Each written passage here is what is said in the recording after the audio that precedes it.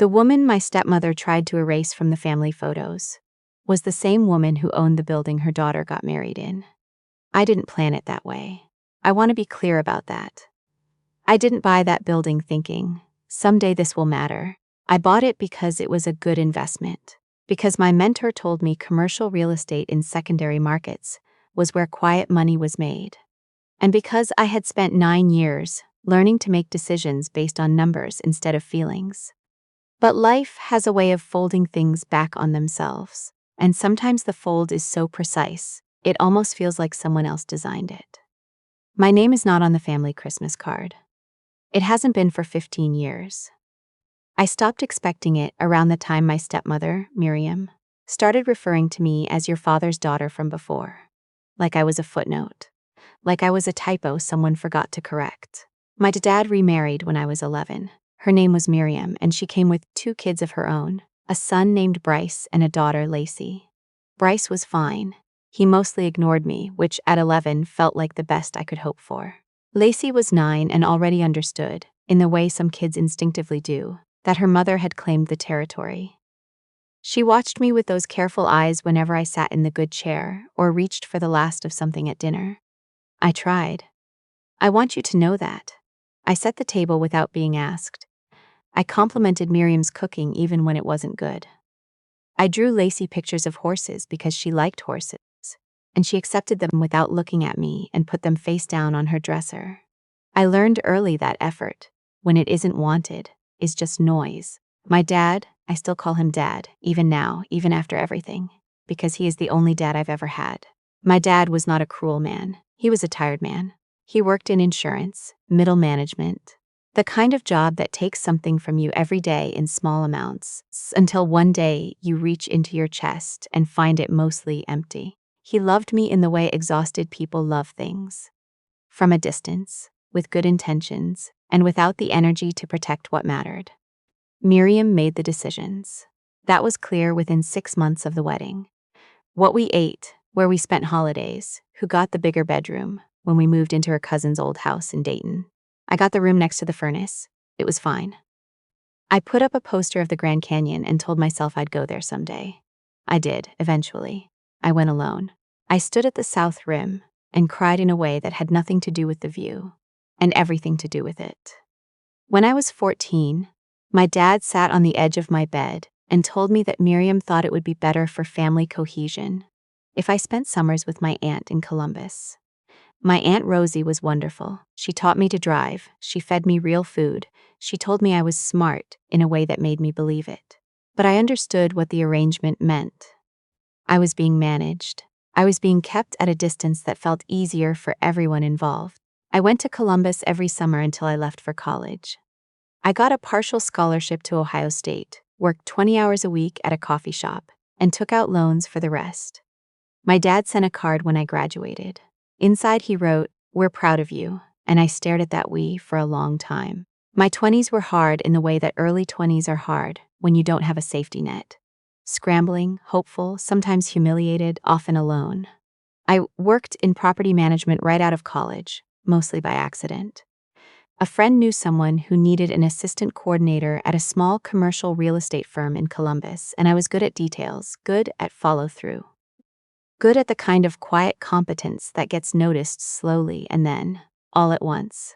My mentor there was a woman named Arlene. She was 62, had built her portfolio through 30 years of patience, and she took one look at my spreadsheets and told me I had the mind for it. I didn't know what that meant at first. I learned. Arlene taught me to look at undervalued buildings, the way other people look at overlooked people, with patience. And the understanding that worth and recognition are not the same thing. By the time I was 29, I owned 2 small commercial properties outright. One in Columbus, one in Dayton. The one in Dayton, a renovated mid-century event space on Wilmington Pike. I bought specifically because Arlene said secondary markets in mid-sized Ohio cities were about to have a moment. She was right. Within 2 years, I was renting it at a rate I hadn't imagined when I signed the papers. The venue became popular for weddings. That surprised me, but then it didn't. The building had good bones. Original terrazzo floors, high ceilings, a courtyard with 3 old sycamores. People wanted it for the look and the price point.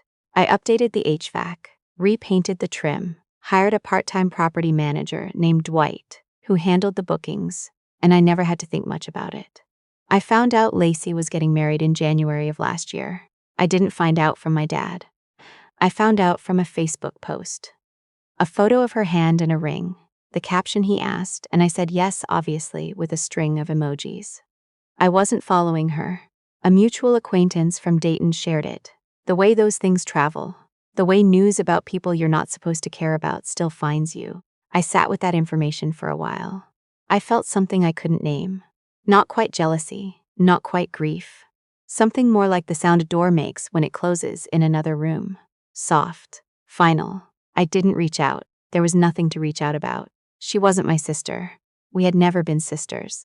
We had been two people living in the same house who had long since stopped pretending that meant anything. In March, Dwight forwarded me a booking inquiry. A couple looking to rent the Wilmington Pike venue for a fall wedding. September 14th, 200 guests, full-day rental. The contact name was Lacey Marsh. Marsh was Miriam's maiden name, which she'd kept, which Lacey had apparently chosen to keep too. I read the email 3 times. Then I forwarded it to Dwight and told him to process it like any other booking. Standard contract, standard deposit, standard rates. I didn't say anything else. I wasn't sure yet what I was going to do, or if I was going to do anything. The honest truth is, I didn't decide anything that day. I just kept moving forward, the way I'd always learned to do. I confirmed the booking. Lacey and her fiancé signed the contract. The deposit cleared. I have no idea if she knew the building was mine. The company name on the lease is a holding LLC. Arbor Stone Properties, which is not the kind of name that leads anywhere obvious. Dwight handled all the correspondence. There was no reason for her to know. There was no reason for her to think about me at all. That's the thing about being erased. People get comfortable. They stop checking. The wedding was in September. I wasn't invited, obviously. The invitation list, the seating chart, the whole architecture of that day, none of it included me. I knew that the way I knew a lot of things about that family. Through the silence where information should have been. What I didn't expect was the phone call I got in August, 3 weeks before the wedding. My dad called on a Tuesday evening. I was at my kitchen table eating leftover pasta and answering emails. I almost let it go to voicemail. I'm glad I didn't, for reasons that have nothing to do with what I expected. He asked how I was. I said fine. There was a pause that had the particular weight of something prepared. And then he said, Miriam wanted me to ask you something. I put down my fork. He said that Miriam was putting together the family photo wall for the reception. A display of framed photos, showing both families, the history, the people who had shaped Lacey and her fiancé. And they'd decided as a family that the display would focus on immediate family. And since I had, as he put it, with a small clearing of his throat, lived separately from the household for most of the relevant years, they felt it would be less confusing for guests who didn't know the full story to not include me. I didn't say anything for a moment. He kept talking, filling the silence, the way people do when they know they've said something that requires justification. He said it wasn't personal. He said it was about the aesthetics of the display. He said Miriam had worked really hard on it and didn't want anything to feel complicated. I asked him if he agreed with that decision. He said it was Miriam's project. I said, okay, Dad. He said, you're not upset? I said, I didn't say that. There was another pause. Then he said he hoped I understood. He said he loved me. He said it in that way he had, the way that was true and also completely insufficient, the way love can be both real and useless at the same time. I said goodnight. I hung up. I sat at my kitchen table for a long time after that, looking at nothing, feeling everything. I want to tell you I handled that night with grace. I didn't. I cried in a way I hadn't let myself cry in years, the ugly kind. The kind that dredges up things you thought you'd already processed. I cried about the furnace room. I cried about the Christmas cards. I cried about Lacey putting my horse drawings face down, about the we in my graduation card, about every summer in Columbus that was sold to me as a gift when it was actually a removal. And then I washed my face, and I made coffee, and I sat back down. Because here's the thing about being the kind of person who learns to solve problems quietly. You get very, very good at knowing which problems are actually opportunities. I called Dwight the next morning. I told him I needed to review the Wilmington Pike booking. Just a routine check before a major event, I said.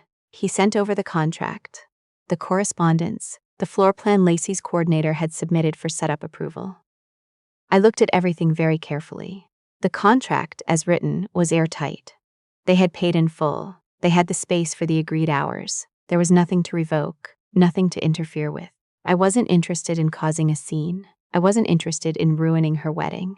That's not who I am. That's not what I wanted. What I did was much simpler. I drafted a letter on Arbor Stone Properties letterhead. Professional, brief, warm in the way business letters can be warm. I introduced myself, not as the stepsister, just as the property owner, and informed Lacey that her event contract was secure and her deposit was fully honored. I wished her every happiness on her wedding day. And then, in the second paragraph, I noted that effective October 1st, 2 weeks after her wedding, I would be transitioning the Wilmington Pike property to a new management structure.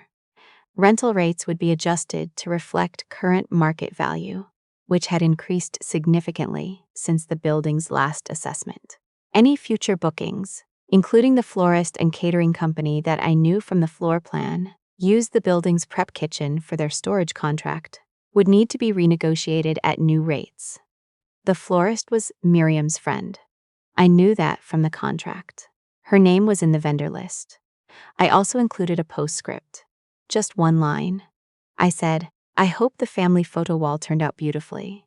I've always loved what the light does in that space in the late afternoon. I sent it to the email address on file, which was Miriam's email. Because Miriam had handled all the logistics. I know she read it before Lacey did. I know because Miriam called my dad within the hour, and my dad called me. He was confused. He didn't understand why I owned the building. He didn't understand how. He kept saying, "You own that venue?" With the specific bewilderment of someone realizing the map they've been using is wrong. I told him yes. I told him I'd owned it for 3 years. I told him it had done well. He was quiet for a long moment, and then he said, very quietly, "Why didn't you say anything?" I said no one asked. He didn't have an answer for that. I wasn't unkind to him. I want to be clear about that too. I didn't use that moment to punish him for all the moments I'd been filing away since I was 11 years old. I understood, even then, that he was a man caught between his failures. And that being caught doesn't make you innocent, but it does make you something other than simply a villain. I told him the wedding would happen exactly as planned. The contract was honored. No changes to the event. Lacey would have her day. He exhaled in a way that told me he'd been holding his breath. I also told him that Miriam's friend's storage agreement would not be renewed in October, and that the rental rate for any new bookings at Wilmington Pike would reflect what I could charge anyone else who wanted that space, which was, by that point, considerably more than what the florist was paying. He said, "Miriam's not going to like this." I said, "I know." He was quiet again. Then he said, "You've been doing really well." It wasn't an apology. It wasn't close to an apology, but it was something. The sound of a man seeing, maybe for the first time, the shape of what he'd missed. I chose to take it as what it was and not demand it be more. I said, "I have, Dad. I've been doing really well." The wedding happened on a beautiful September afternoon. I know because I drove past the venue on my way to meet a friend for dinner. I didn't stop. I didn't look for long. I saw the sycamores in the courtyard lit up with string lights, the last of the evening gold slanting through the leaves. It was lovely. I had made sure the grounds were immaculate. Whatever else I am someone who takes pride in her work. I went to dinner. I ordered the pasta. A different pasta than the one I'd been eating the night my dad called, a better one, at a restaurant with cloth napkins and a good wine list. I told my friend about the whole thing. She listened, and then she asked me if I felt better. I thought about it honestly. I didn't feel the satisfaction I'd imagined. That clean cinematic click of things evening out. Real life rarely gives you that. What I felt was something quieter. A sense of having taken up space that had always been mine to take. A sense of having been seen, if only by myself, clearly. I think so, I said. Good, she said, and we ordered dessert. I haven't spoken to Miriam. I don't expect to. My dad and I talk occasionally, more than we used to, actually, which I didn't anticipate. Something shifted after that phone call. Not dramatically. Not in any way that would make a clean ending to a story. But he asks about my work now. He asked about the Columbus property last month. He listened, actually listened, in a way that felt like he was finally letting himself be curious about the person I'd become without him. It's not enough. I know that. Some deficits don't get repaid. They just become the terrain you learn to walk on without tripping. But I own 2 buildings. I understand compound interest and long-term leases and what a space is worth when you're patient enough to wait for the right moment. I have a good friend who will let me sit across a table from her and say the unsayable things and order the second glass of wine. I have an aunt in Columbus who still calls on my birthday without fail, who asks how I'm really doing and waits for the real answer. The family photo wall at Lacey's wedding did not include me. I have no doubt it was beautiful. I have no doubt Miriam was proud of it. What it also didn't include was any mention of who owned the floor they were standing on. The courtyard where the cocktail hour was held. The kitchen where the caterers prepped the meal. The old terrazzo floors that had been there longer than any of us. That would be there long after all of us. And that belonged, quietly and completely, to me. Some gifts take a long time to deliver. Some are never opened by the right people at the right time. And some, the ones that matter most, you give yourself, in the privacy of a Tuesday evening, when you sit back down at your kitchen table and decide one more time to keep going. I kept going, I'm still keeping going. That's always been the only plan I had. It turned out to be enough.